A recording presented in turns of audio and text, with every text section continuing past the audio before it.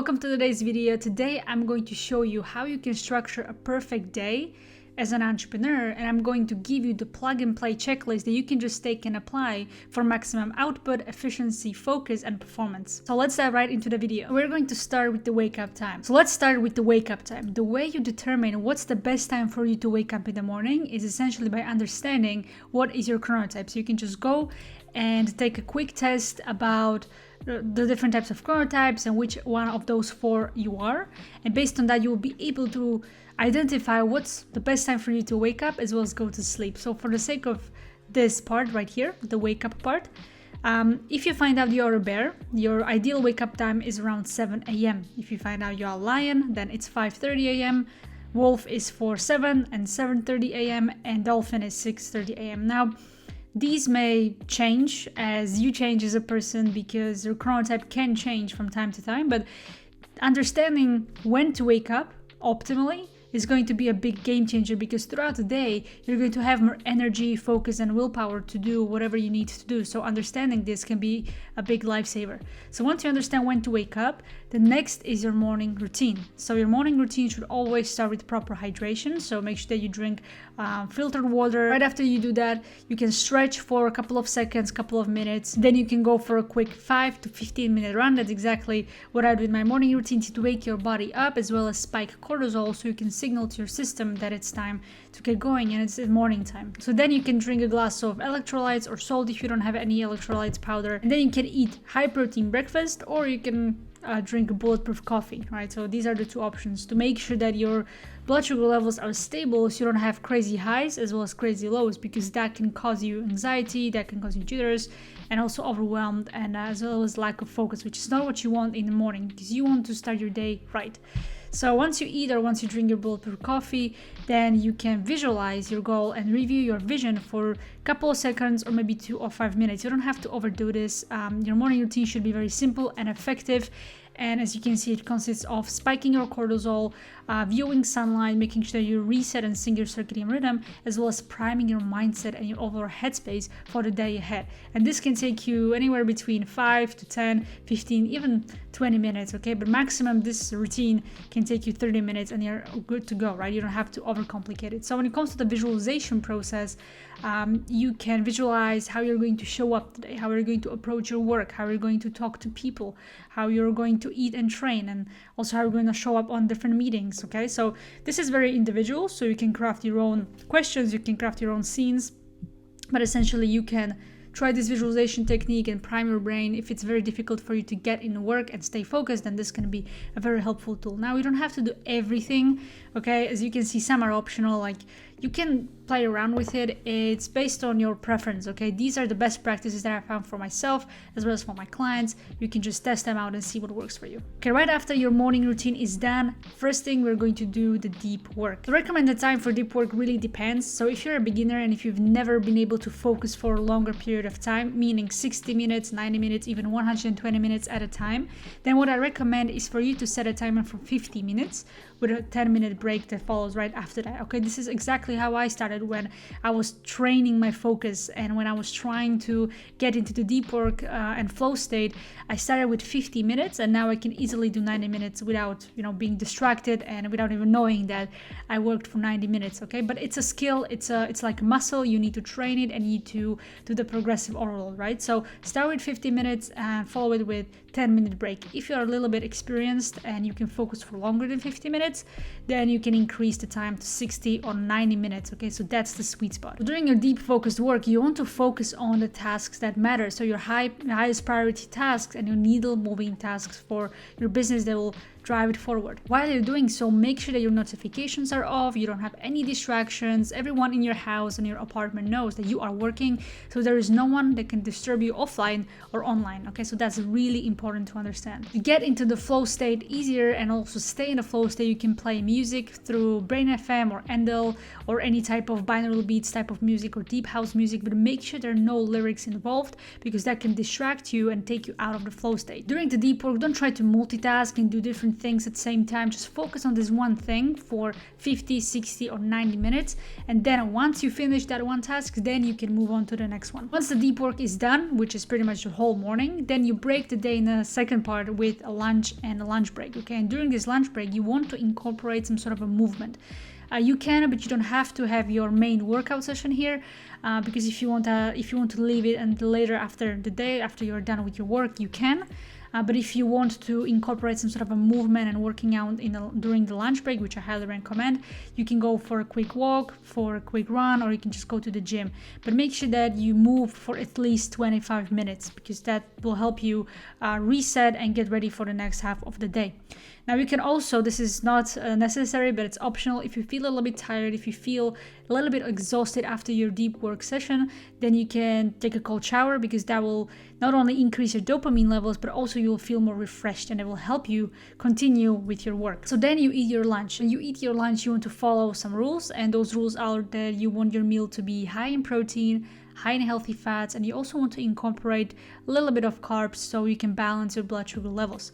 So for example, how I would approach this is to take a gut health test to find out what foods your body prefers and what foods harm your body and your performance. The general rule of thumb for foods and meals is for high energy and focus are, for example, these combinations like beef and veggies, fish and veggies, or chicken and veggies. So you can combine these essentially. And with veggies, you can have a little bit of fruit or organic squeezed oranges in the form of like orange juice, or you can have some like a cup of blueberries or raspberries or strawberries. These are very low in glycemic index, which essentially means that your insulin is not going to spike as much, which will keep your blood sugar levels stable, and you can just combine them with these meals. If you feel a little bit full after eating, then you can go for a post-meal walk, which can be as short as 5 to 10 minutes, just to help with digestion and also help with energy. So once the lunch break is done, you move on to the second part of the day, which usually contains a lot of extroverted tasks like meetings, checking with your team, checking with your customers, and this is exactly what you do in the second part of the day. So you attend meetings, sales calls, team calls, onboarding calls, coaching calls, training calls, whatever that might be. This is where you speak to people. This is where you check in with your clients and customers. In the afternoon, you also want to focus on priority 2 and priority 3 tasks. Usually, these are the tasks that don't require a lot of energy from you, as well as focus, like maybe handling some admin stuff, or just replying to the messages, or just doing something that is not as time and energy consuming, like for example, your needle moving tasks that you do in the morning during deep workflow. This is not really considered as a deep work. This is more like a block of time where you do, some sort of a low focus tasks, okay? But you can still leverage the principles of deep work, meaning that when you're doing your priority 2 and priority 3 tasks, you can also do them in blocks. So that's the end of your workday essentially, right after you are done with priority 2 and priority tasks, as well as some meetings. And this is where your evening routine comes into place, okay? So here you want to make the last check-in of the day with your customers and with your team. So before you wrap up, make sure that you reply to all the messages, clear your inbox, your email, your social media, your Slack messages, everything that needs to be checked, check it and reply it, so you can mentally also close the day. You don't have to think about all of those messages and solving problems 5 minutes before you want to fall asleep. That's why you want to have this last check-in and you want to schedule it in your calendar. During your evening routine, you can also handle your priority 4 tasks, which are usually tasks that are a little annoying and they accumulate during the time. Usually these are like the admin tasks or finance stuff or accounting or things that really maybe you hate, but it's sometimes necessary to do. Usually they take like 5 to 10 minutes to get done. And it could be like ending subscription on apps, sending an invoice to your accountant, or whatever that might be. By completing those tasks, you will have this clean slate for the next day, and nothing pretty much will get forgotten because you will schedule it in every single day to do these priority 4 tasks during your evening routine. Okay, and lastly, as a part of your evening routine, you want to plan the next day. So you plan your KPIs and priorities in a Todoist or any type of task scheduling system that you like and that you use, and you focus on only what matters. Next thing is to reflect for the next 2 or 5 minutes, because you're an entrepreneur and you need feedback, because based on the feedback you can improve. And this doesn't only mean for like the performance-wise and health-wise. We also want to reflect and see what you can do differently tomorrow in terms of also your business. So you can ask yourself these questions. So what are my wins from today? What are the lessons that I learned today? What can I do tomorrow differently to improve? And what am I grateful for? Like, these will give you a clarity and better understanding of where you're at and what you can improve. Once this is done, you want to shut down your computer and clean your workspace. Here comes the sleep protocol that you can plug and play. Here are some rules to ensure that you're having a great sleep. So stop working 2 or 3 hours before bedtime. Eat your last big meal 2 or 3 hours before bedtime. Dim the light in your room, apartment, or house. Make sure there are no overhead lights when you are preparing for sleep.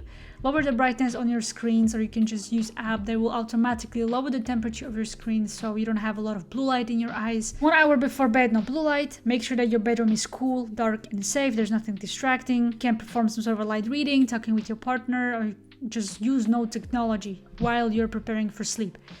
You can journal or meditate to stop the racing mind and relax. That's the best tool for overthinking and feeling overwhelmed in the evening. Lastly, if you need to, you can take some supplement like L-theanine or GABA, magnesium, and zinc. So these were the plug-and-play routines and protocols that you can apply step by step in your day. Now let's take a look at how it would look like in your calendar. For example, this is the calendar that I created for my client. I'm just going to walk you through it. So the purple boxes right here, these are your non-negotiables. So these are like your morning routine, check-ins, for example, the evening routine, as well as the sleep routine and the protocol. Dark gray in this calendar is meant for deep work. So this is where you can see every single day how you're going to do your deep work. Green blocks in this calendar are for your body and your mind. So this is when you recharge. And yellow are, for example, for meetings. And when someone books a meeting on your calendar, those meetings are going to be displayed in yellow as well.